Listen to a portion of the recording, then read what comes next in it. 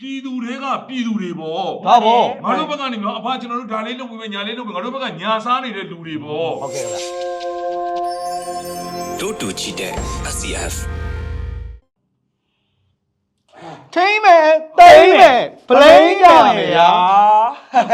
ဘာလဲထိမ့်မယ်တိမ့်မယ်ပလိန်ကြမယ်ဗျာ ဖေဘာကိုထိမ့်ပါလဲဘာကိုသိမ့်ပါလဲဘာကိုပလိမ့်ပါလဲငါ့ကိုရှင်းရှင်းလေးငါ့ကိုပြော ဒီလိုပါ ပြည့်ပြည့်စီငါထွက်ပြေးရမှာ တော်လန်ရေးပွဲတွေကနေပြီးတော့သူတို့တိမ့်ပိုက်ထားတဲ့မြို့တွေကိုထိမ့်မယ်ပြန်မပေးရကြီးအတွက်တိမ့်မယ်ဆိုတာ သိမ်းမယ်ဆိုတာကအဲ့တော်လိုင်းတက်ဖွဲ့တွေက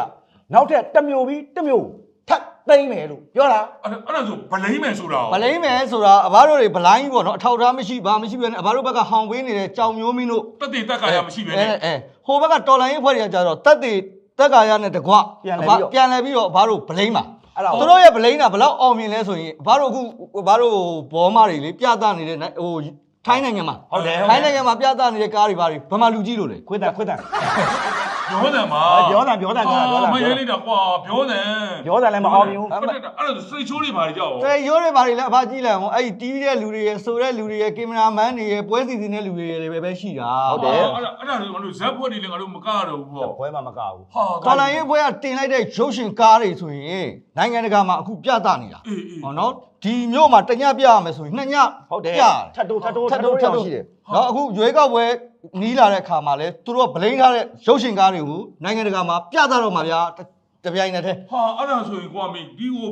ပြည်သူတွေကပြည်သူတွေပေါ့ ဒါပေါ့ ငါတို့ဘက်ကနေအဖကျွန်တော်တို့ဒါလေးလုပ်ပြီးညာလေးလုပ်ပြီးငါတို့ဘက်ကညာစားနေတဲ့လူတွေပေါ့ ဟုတ်ကဲ့ဗျာ အဲ့ဒါဆိုရင်ဟိအောင်ငါတို့ဒီဥစ္စာပေါ့နော်ဒီထိုင်းနိုင်ငံမှာကောစင်ကာပူမှာကောမလေးရှားမှာကောငါတို့မြန်မာတွေအများကြီးရှိကြတယ်အဲ့ဒီမြန်မာတွေအများကြီးရှိရတဲ့ဥစ္စာကို28ရက်နေ့ဒီဇင်ဘာ28ရက်နေ့ကလာမယ့်28ရက်နေ့မှာရွေးကောက်ပွဲလုပ်ချင်ရင်တက်တည်တက်ကာရအထောက်ထားနဲ့စာရွက်စာတမ်းအပြည့်အစုံနဲ့တန်ရုံးကိုလာပြီးတော့စရင်တင်ပါဆိုပါဦးဘယ်သူမှမတင်ကြဘူးလား ချင်းကိုက်မှတော့ကြောက်